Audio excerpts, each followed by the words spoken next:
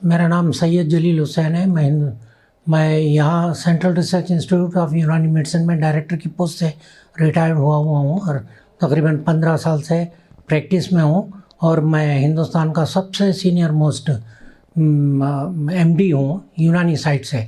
देखिए, यूनानी अभी जैसे मैंने थोड़ी देर पहले बताया था कि यूनानी का मेडिका इतना ज़ख़ीम है कि इसके अंदर हर तरह की दवाइयाँ मौजूद हैं। अब हम लोगों के ऊपर है कि करने का, वो दवाओं को इस्तेमाल करने का।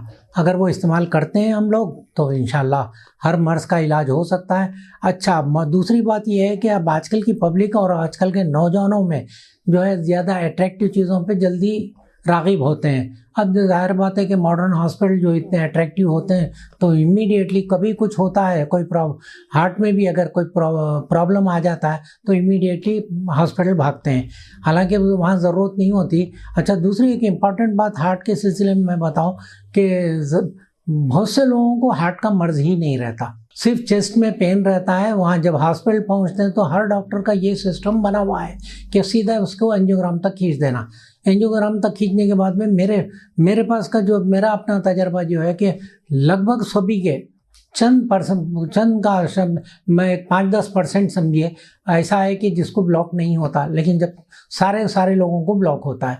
ब्लॉक सबके निकलता है। ब्लॉक होने के बाद में पेशेंट को डराया जाता है, फिर उसके बाद में ऑपरेशन पे या स्टंट लगाने के लिए पेशेंट को कहा जाता है। अब वो तो कहना तो अपनी जगह सही है, लेकिन पेशेंट उससे घबरा बहुत जाता है। मैं अभी उम्र ही इतनी नहीं है कि मैं हार्ट का पेशेंट हो गया, बल्कि वो डर बहुत ज़्यादा लग जाता है, तो उससे साइकोलॉजिकल इफेक्ट होता है, तो पेशेंट मर्ज़ से ज़्यादा मरीज़ बन जाता, तो इस तरह उसको प्रॉब्लम होता है। तो यूनानी तरीक़े इलाज के अंदर इस तरह का कुछ भी नहीं है। दवाइयाँ बहुत मौजूद हैं, हार्ट की दवाएँ भी हैं, किडनी की भी हैं और दूसरे अमराज की। अब एक दौर था जब पता नहीं था, रिसर्च नहीं हुई थी उतनी, प्लांट तो थे, दवाइयाँ बहुत थी, लेकिन रिसर्च नहीं हुआ था। अब दुनिया भर की रिसर्च हो चुकी है। अब लोगों को अंदर, अब पढ़ने वाले बच्चों में भी ये भी शऊर है कि रिसर्च के पेपर्स देखते हैं, करते हैं, तो उसमें बहुत सारी चीज़ों का पता चल जाता है कि इसमें कौन सी दवा किस मर्ज़ में काम करती है। तो इस तरह थायराइड तो एक लाइलाज मर्ज़ समझा जाता है, लेकिन थायराइड के मेरे पास केसेस हैं।